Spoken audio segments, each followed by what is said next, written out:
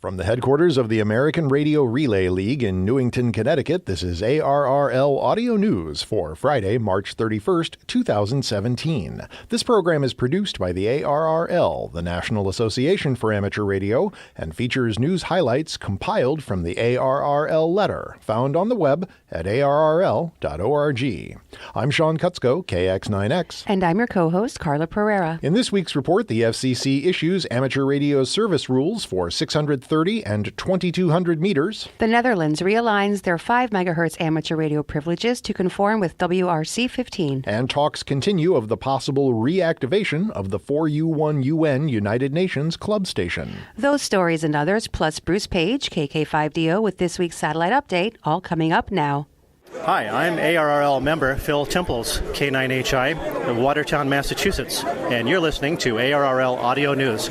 The amateur service will officially get 2 new bands in the near future. The FCC has adopted rules that will allow amateur radio access to the 630 and 2200 meter bands with minor conditions. A report and order was released on March 29th. The new rules become effective 30 days following publication in the Federal Register. The ARRL, which also addresses several non-amateur radio issues, allocates the 472 to 479 kilohertz band, 630 meters, to the amateur service on a secondary basis, and amends Part 97 to provide for amateur service use of that band, as well as of the previously allocated 135.7 to 137.8 kilohertz band, 2200 meters.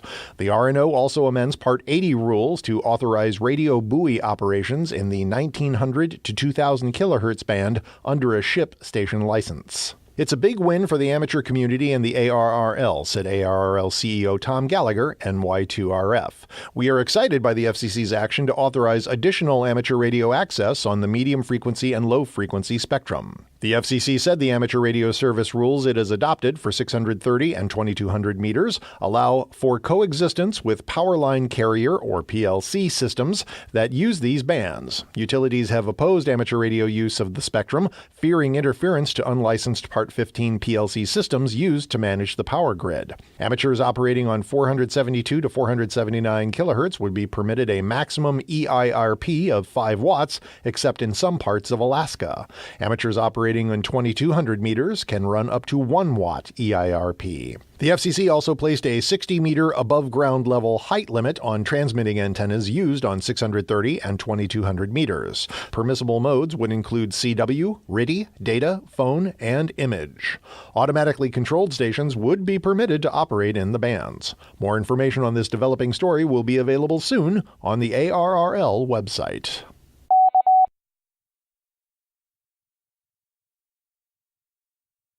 Telecommunication regulators in the Netherlands have scaled back considerably the liberal 60-meter privileges announced for radio amateurs in that country just days after the conclusion of World Radio Communication Conference 2015, or WRC 15. Since December 2015, amateurs in the Netherlands have had access to a 100 kilohertz wide amateur band at 5 megahertz with a maximum power of 100 watts. The Netherlands was able to do this because Article 4.4 of the ITU radio regulations permits countries to authorize frequency assignments that are contrary to the international table of allocations, only on a non-interference, non-protected basis. Veron, the IARU member society in the Netherlands, now reports that starting on April 1st, Dutch radio amateurs will have to be content with the global secondary 15 kilohertz wide allocation of 5351.5 kilohertz to 5366.5 kilohertz at up to 15 watts effective isotropic radiated power that was agreed to at WRC 15. This outcome of WRC 2015 is implemented by means of the present modification of the scheme, Veron said. The ARRL has petitioned the FCC to allocate a contiguous 5 megahertz band in the U.S. while retaining 4 of the 5 channels already in use. A thorough and fully annotated discussion of Near Vertical Incidence Skywave, or NVIS, is available in an online research paper, Radio Communication via Near Vertical Incidence Skywave Propagation, an overview, written by Ben A. Witvliet, PE5B, and Rosa Ma Alcina Pajes. First investigated in the 1920s, NVIS propagation was rediscovered during World War II as an essential means to establish communications in large war zones, such as the D-Day invasion in Normandy, the paper notes, adding that the U.S. Army subsequently sponsored a lot of NVIS field research, especially between 1966 and 1973. More recently, NVIS has become a popular means to enable close-in communication on amateur radio HF bands between 3 and 10 megahertz. NVIS can be used for radio communication in an area around 200 kilometers radius without any intermediate man-made infrastructure, and it has been found to be especially suited for disaster relief communication, among other applications, according to the paper. As for NVIS antennas, the paper stipulates that important parameters are antenna diagram, polarization, and bandwidth. As only high elevation angles contribute to NVIS propagation, optimizing the antenna diagram for these elevation angles will increase the effectively transmitted power and improve the signal-to-interference ratio at reception. Online, via podcast, and on repeaters around the world, you're listening to ARRL Audio News.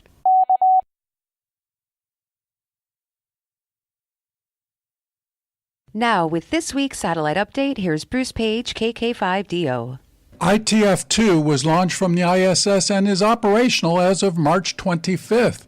You can listen for telemetry in CW and FM on 437.525 megahertz. The University of Tsukuba built the satellite. They have several SWL awards for those listening to earn. The first 100 reports from overseas earn an SWL card and a special souvenir. Next are 5 different SWL cards. You can earn all 5 by submitting 5 reports. Another report is one with very simple equipment such as a dipole or 5/8 wavelength whip antenna and a USB tuner dongle similar to the RTL 2832 or the FunCube dongle. You can get more information from the Operation ITF-2.blogspot, all one word, .jp. There is a button to translate from Japanese to your favorite language on the right. Thanks to Atushi, J-I-1-O-E-H, and the AMSAT News Service for this week's story. This is Bruce Page, KK5DO, for the ARRL Audio News. AMSAT has announced the launches of its Fox 1 Cliff and Fox 1D CubeSats have been rebooked from a single launch to separate launches. Both satellites initially were set to go into space on the Spaceflight Formosat 5 Sherpa mission aboard a SpaceX Falcon 9. Fox 1 Cliff will launch on Spaceflight's SSOA dedicated rideshare mission aboard a SpaceX Falcon 9, scheduled to launch from California's Vandenberg Air Force Base in late 2017 or early 2018. Fox 1D will ride into orbit on an Indian Polar Satellite Launch Vehicle set to launch late this year. These moves will serve to expedite the launch of these 2 satellites, AMSAT said, both of which carry an amateur radio 2-meter 70-centimeter FM repeater and an experimental 2-meter 1.2 gigahertz FM repeater. In addition to the launch of Fox 1 Cliff and Fox 1D, AMSAT is awaiting the launches of RAD-FXSat and RAD-FXSat 2. RAD-FXSat is currently scheduled to launch this August 29th on a Delta II vehicle from Vandenberg Air Force Base. RAD-FXSat 2 will be launched no sooner than December 2017 by Virgin Galactic on its Launcher One air launch system from Mojave, California.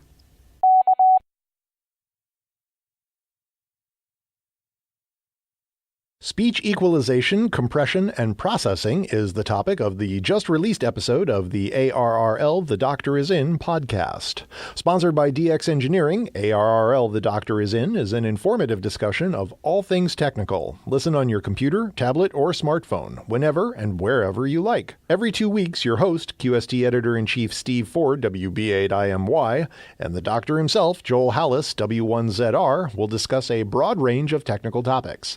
You can also email your questions to doctor@arrl.org, and the doctor may answer them in a future podcast. You can enjoy ARRL The Doctor Is In on Apple iTunes or by using your iPhone or iPad podcast app. You can also listen online at Blueberry or at Stitcher and through the free Stitcher app for iOS, Kindle, or Android devices.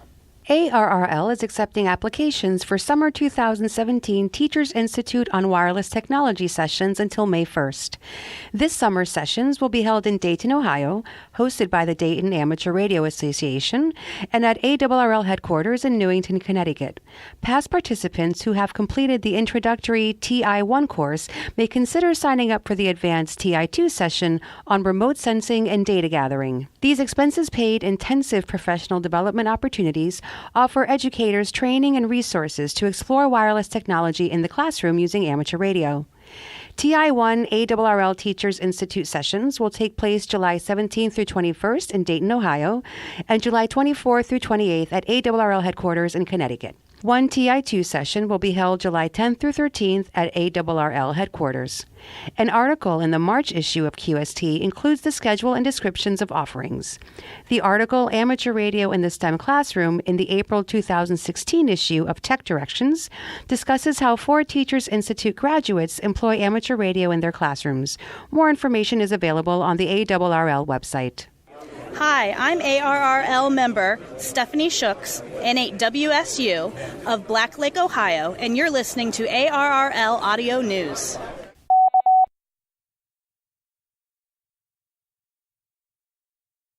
And finally, United Nations Headquarters Amateur Radio Club station 4U1UN representatives are still in talks with the UN Department of Public Information with an eye toward permanently reactivating the station.